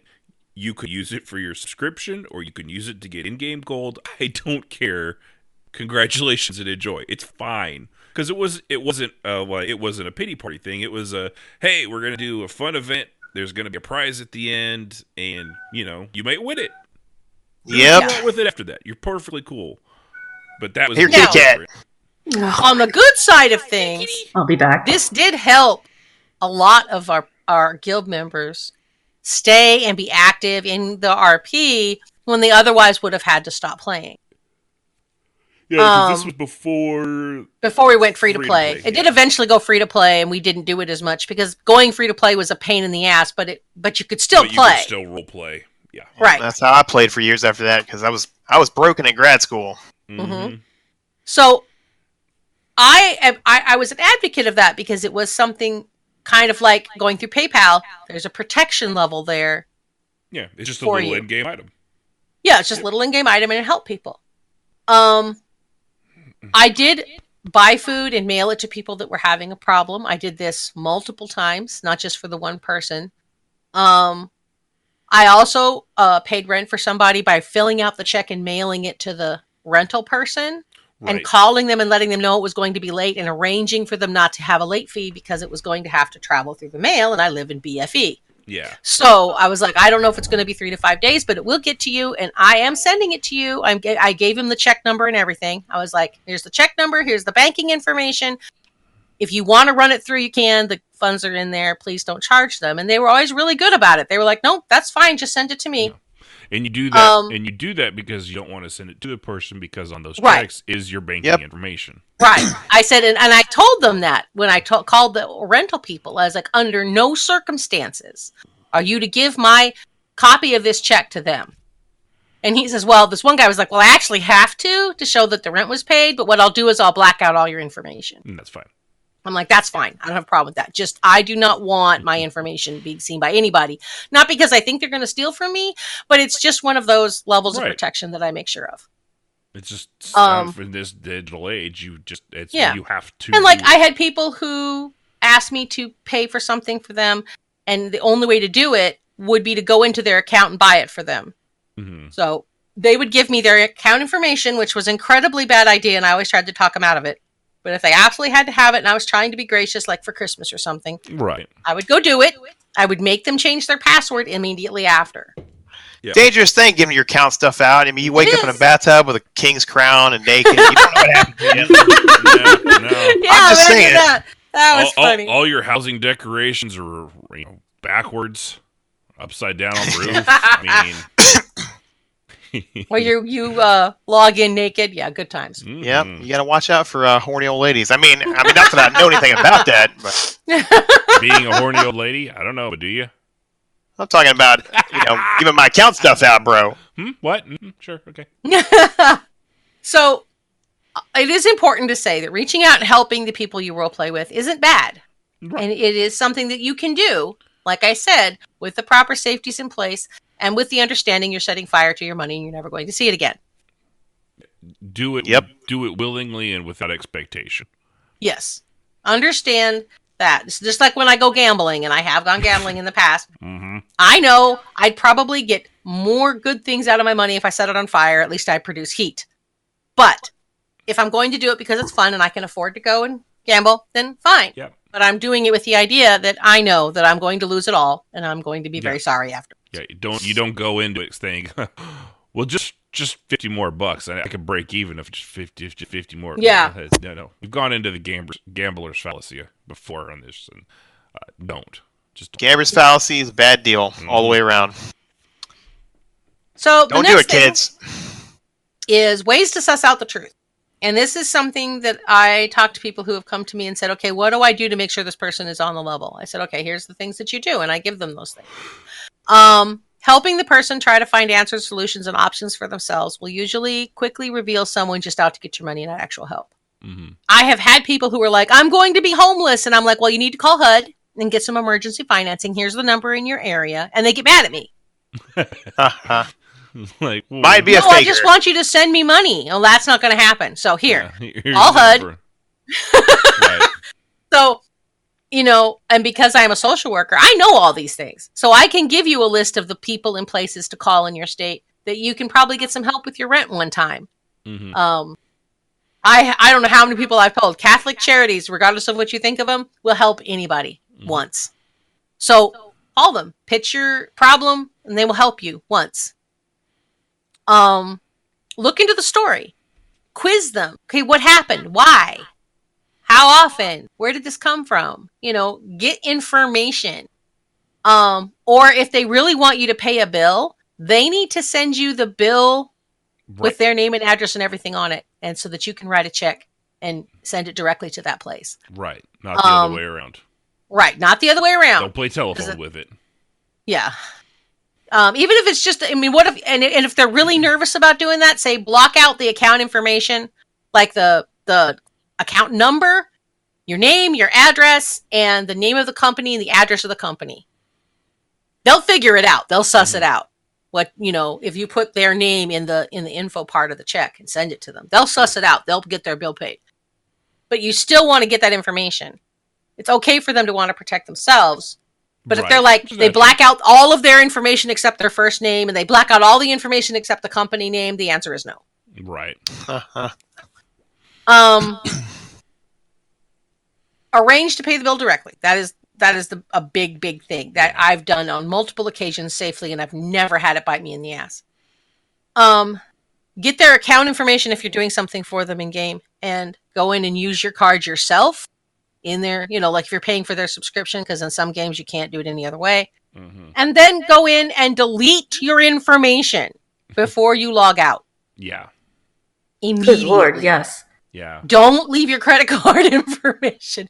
You'd be surprised how many people get burned that way because they just leave it in there and then they're like, okay, so when you get done, when they do this, just delete my information. Oh, sure. Thumbs up. Sure. Yeah, never happens. They get a couple of months off before you finally manage. Because let me tell you something. Calling your bank and saying, well, I agreed to this, but I don't anymore, doesn't go over real well. Right. They're like, well, we can cancel the card. Yeah. Take the hit. But you're still taking a hit because you were dumb. Pay the stupid tax. Surprise. Yep. So, if they claim a fire or some catastrophe has happened, get the city, state that they live and Google it. It's really very easy. I had a friend who said that X, Y, and Z had happened, that he'd been nearly killed in a car accident. And I was dubious, I'll be honest, because like I said, he's one of those people that bad shit happens to all the time. Yeah. So when he told me that he'd been T-boned in an intersection and had to go to the hospital and the other guy was fine, he was drinking, he told me all of this stuff and I was like, But he gave me all the information and I looked it up and yep, there was his name, news everything. And, the news report was there about it because it was a pretty nasty accident. Ta-da! There's my proof. Okay, I have to believe him on this. No, it's a deep fake, Jazz. It's just what China wants you to think. That's right. China, Russia, North Korea. That is. Those are ways to suss out the truth. And I do recommend to people like, well, I don't want them to think I don't trust them. You're giving them money. Let them be upset. Right. You need to make sure you're not getting ripped off. I think that's fair. Yeah. You got to take care of yourself. Take care of yourself. Yourself is important just as much as helping someone else. No matter what kind of friends you are, it's always important to cover your ass. Yeah. Who's it? John Huntsman Sr., not Junior. Junior's a dickhead. John Huntsman Sr. He's Junior. He was amazing, man. He's the guy that created, he invented like the styrofoam containers that you ate at McDonald's back in the 80s and the eggshell cartons and stuff like that. It's John Huntsman Sr., not Junior. Again, he ran for president. He was a dickhole. Senior was a great man. And even when he found out, when they, again, we now know that those styrofoam containers were bad. And as soon as the science came out on that, he stopped using them and he went to something else. And he was multi-billionaire. He has a John Huntsman's Senior Cancer Foundation. Now this guy, he's a billionaire, and his goal was, and he's passed away since, but his goal was to die penniless of his personal funds because he wanted everything he had to go into cancer research. And they've done amazing things with the cancer research because he'd lost his wife to it, and ironically, he'd survived it 3 times, and I think finally it got him. Oh, I remember reading about that. Yes, and he was a real solid man, and he had actually, somebody had said, teach me to be as, how do you be how can I be as charitable as you are? And he said, well, the secret is you don't care about just one condition. You care about the human condition. He said, I focus on cancer, but we deal with this over here and this over here. You have to look at all of it. You have to care about all of it. You can focus on maybe one thing if that's what you can do, but you still have to care about everything. You can't just, all right, so I want to cure cancer. What's that? Lung disease? Pfft, fuck those people. Exactly. But a guy like that, especially a billionaire, it is very. Obviously, I was very inspired by him too. I still remember those stories about him. But that kind of selfless giving. But even still, he, as a billionaire, he did not just give if somebody came to him with a cancer proposal or something like that. He wasn't just like, here's money. They have to make sure that they're giving it to the proper people and the proper scientists, so that it's not being ripped off and they're not wasting that money. And we all have to do the same thing. We have given, we may not have billions of dollars, but if I did, I guarantee I'd spend billions, millions of dollars worth of stuff on the stuff around me. Hopefully. I mean, I'm willing to try. Anyone's willing to make me a billionaire, say it. You can't win if you don't play. I'm willing to put your money where my mouth is. I'll fall on that bullet too. Yeah, that's hilarious. Uni's there. Yes. Uni's there. But no, you just taking care of yourself and having a realistic view that you really should do. The fact that you want to do something good for somebody is itself is definitely a positive trait. It's not something especially us, we don't want to squash that. We don't want to scare you off from it. But at the same time, we don't want you screwing yourself, out of your rent to help pay somebody else that may or may not need it. Because if you're home, if you end up, and then something happens, what happened? Your car breaks down. Well, shit. Now I'm screwed. You don't want to put yourself in that position. And I know, the economies, they go up, they go down. Some areas are better than others. If you live in California, God help you, you're paying $5,000 every week for I think 3 square feet. I think that's the going rate for a house in California now. I got a buddy in Redwood City renting, and he works at Crystal Dynamics. His whole check goes to rent. Mm-hmm. Yeah. Mm-hmm. He's lucky his parents paid for his tuition. And I was like, dude, that's insane. Yeah, California, beautiful weather. Not worth living there. No. So that segues nicely into the very final point, which is the realities of giving money. You never actually know for sure about who you're giving it to or why.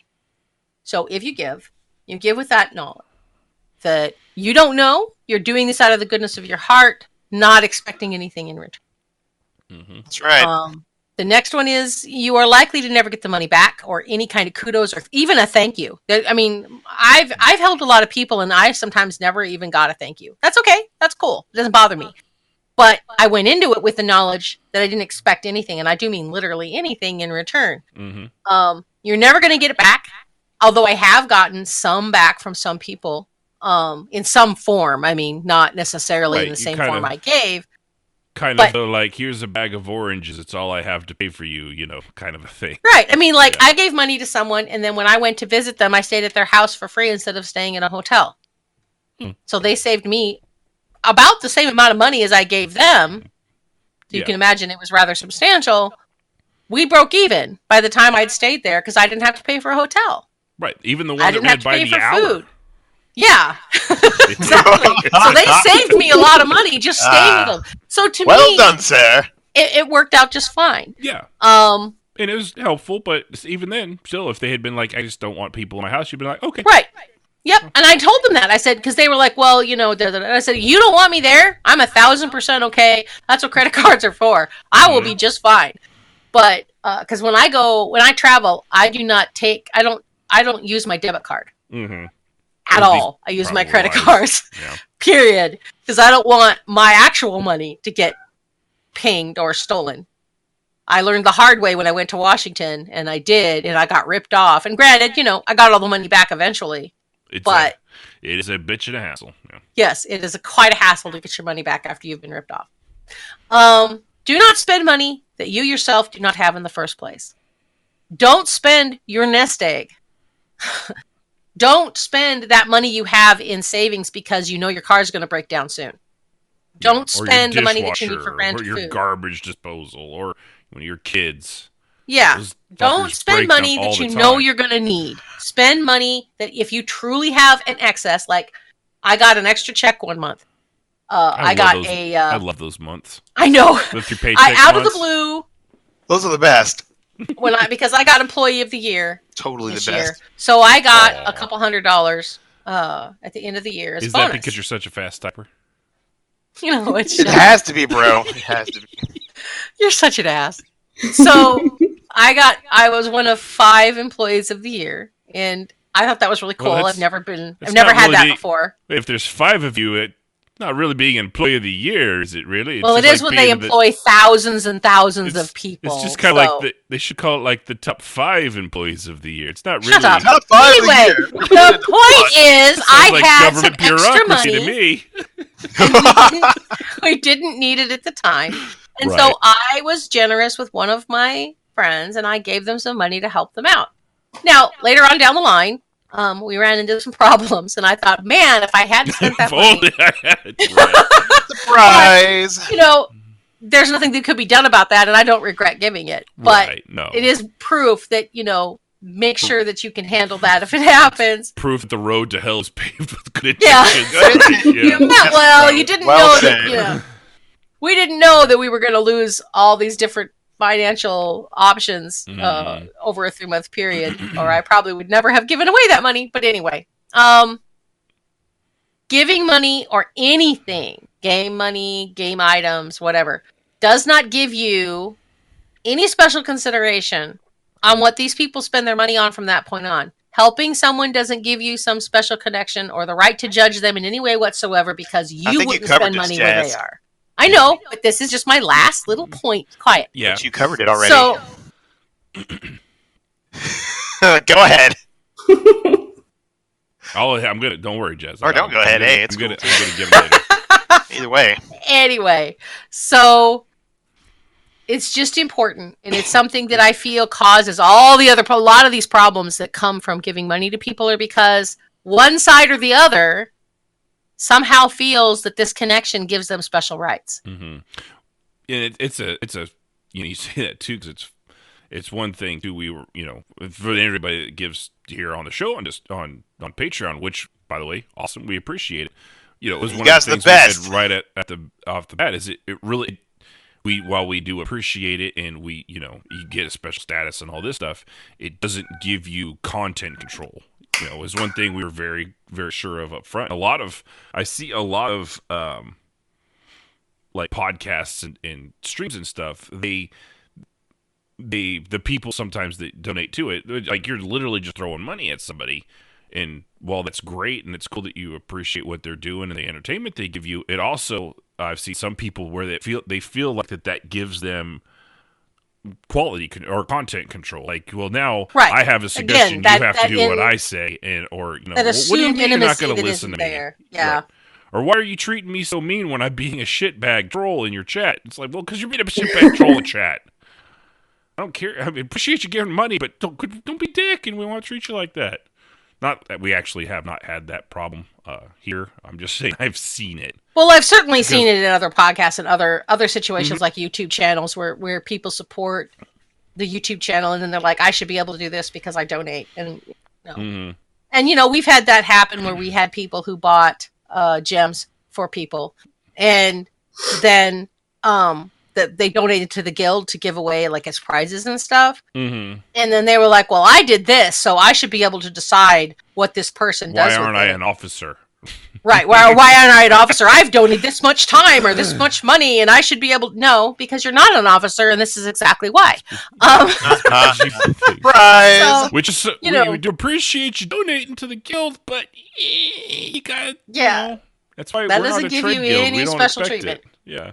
So, that's really the last point. That's just keep in mind that helping people needs to be its own reward, and not to try to let it either connect you more to the person you're helping, or allow the person you're helping to try to connect to you more where you may not want it. Or even if you do want it, you may not want it later. So keep that in mind. Very well said for a pagan heretic. Yes, Bravo, thank you. bravo. Yeah, It's why I love you, Jazz, because you do. That's literally all the embodiments of what you should do as just a halfway decent person, regardless of how you get there. It's why, and I tease Jazz all the time because, she's liberal and democratic and communist, I think, at times. I don't know when I see there are some commie flavors there every once in a while. There's a lot of red flags in the background. I don't know what's going on there, but I don't know what's going on with that hammer and sickle, though, man. Hey, But one of my favorite people of all time is Penn Jillette of Penn and Teller. He is. I thought you were going to say Jazz. Dang. Well, no, she Jazz, you're one of my favorite people. There you go. You are. She is. But I'm saying of somebody other people know outside of the show. Dang. Man. Oh my God. But no, funny. he clearly does not believe in God. He doesn't have the faith thing to guide him or anything like that. And yet, I think I've told the story where he doesn't drink, he doesn't smoke. One of his the big atheist guys in the world came all the way, heavy whiskey drinker. I forget his name, but came all the way from Europe, came to Vegas, had a bottle of whiskey in his hand, and Penn Jillette looked at him and said, I don't think I can let you in my house with that. And the guy's like, I just came all the way over here from Europe, and you're not going to let me in my house because I got whiskey. Yeah. And the guy was like, all right, well, your house, your rules. And he set the bottle down at the porch. They went in, they had the conversation, did their thing, and then left and picked up his whiskey on the way out.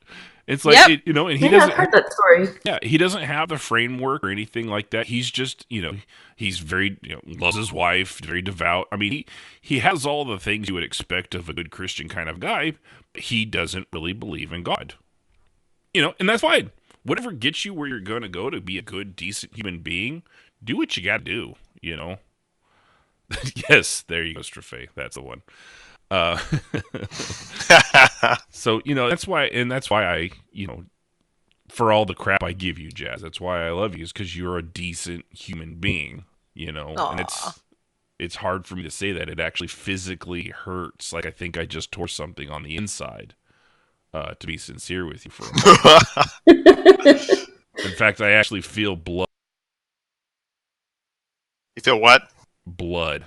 Like actual blood. I thought you disconnected for a second there. Yeah. I probably did because fucking shit's happening tonight, and it's probably Jazz's goddamn fault because she doesn't believe in him. Oh my goodness. Heretic. Uh-huh. Yeah. I am. Hedonistic heretic. That's me. Heathen. All right. So let me double check. Let me make sure. What is today? Yep, that is it. Okay, so hope that was informative. But for next week's episode, it's going to be a special one. You know why it's going to be special, guys? You know why? I had a feeling. Because it's going to be St. Patrick's Day. That's right. Holy shit. Can you believe it? Yeah. Woohoo! So we're going to do our annual thing where we're going to have a game. And every time you get something right, you're going to have to take a drink, or is it wrong? I don't remember how I had the rules. Wait, every time you said roleplay. Actually, that was last year's. This year, we're going to do something different. This year, we're going to do something different. I found a list of, let's see if I can find what that site was called. You guys are cool, just like chilling out, waiting on me. Is that cool? Either way, I mean, hey. I mean, you're not really. I mean, what are you? It should be fun. It was fun last year to see Jazz turn into complete wino. Oh, right. Okay, so I found this thing called dictionaryofobscuresorrows.com. Oh boy. Okay. And nice. So what we're gonna do is it has words like, okay, I'm just gonna pick the first one here off the top. It's basically got words for feelings in situations that happen in life that a lot of us have. But it you wouldn't know that there was a word for it. Let's see. Here's one. Scabulous. It's an adjective. Proud of a scar on your body, which is an autograph signed to you by a world grateful for your continued willingness to play with her, even if you don't feel like it. See, makes complete no. I have no idea what that one means. That was a bad example. But anyway, but it's weird emotions. Like it's like a word for when you realize when you're walking down the street and you have that cognitive recognition that every person you see and pass has a life that is just as completely complicated and nuanced as your own. There's a word for that. Wow, So, that's cool. Right. So what we're gonna do is I've actually already got it done. I thankfully did this a couple weeks ago, which means I have completely forgotten everything I copy and pasted, so that I can play along too. And then, Nice. And I have the word, and we're gonna guess. I think it was 23 different words. So I'm gonna say the word. We're all gonna guess, and then we're gonna find out if we were right or wrong. Oh no. I like that. Now, because there's 23 of them, and I'm pretty sure we're not going to get the definition of Sonder, Opia, Monocopolysis, Velicor. We're probably not going to get any of these definitions, so we might have to do something like every two that you get wrong, you might have to take a drink. And for those playing at home, if you want to drink along with us, you can guess at home yourself. And if you get, you can play along with us. You'll have a chance to be like, okay, well, let's see if I can figure out what this means. So it's going to be a fun game. What's it going to have to do with roleplay? I don't know. We're going to have to figure out as we go along because some of these definitions were really out there. I did say some of them did have a little bit to do with roleplay because they were kind of cool character. They would be things that like a character concept could come out of. So we'll just go along with it. But frankly, we're just going to have a fuck lot of time. Just have a lot of fun, and it's going to be enjoyable. Bring your alcohol. If you cannot provide alcohol will be provided for you. Just go to your parents' liquor cabinet if you're underage. We're not encouraging you to drink underage, but I was that's waiting all for the good one to spout up.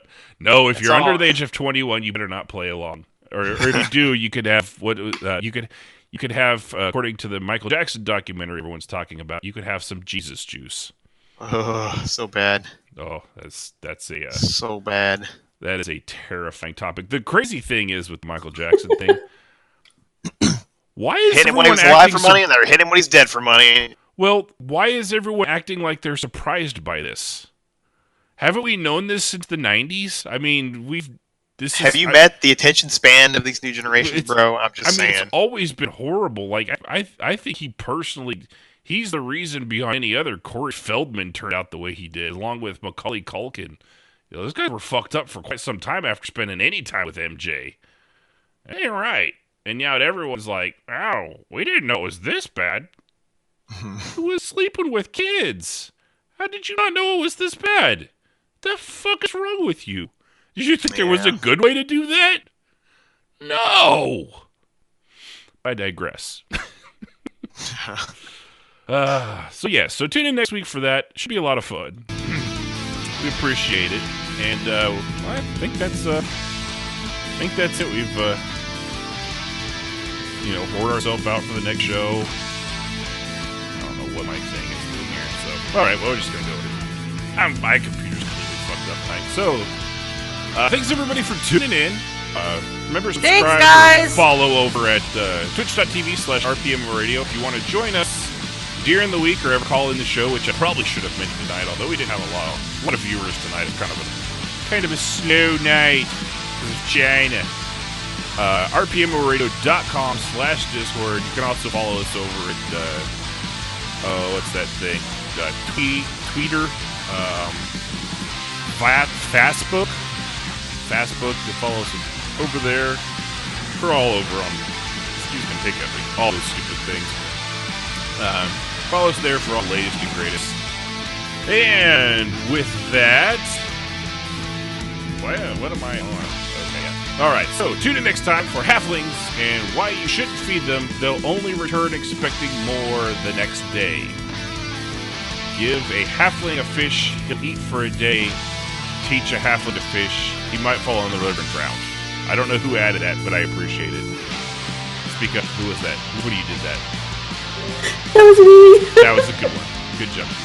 got me. I was like, I don't remember typing that.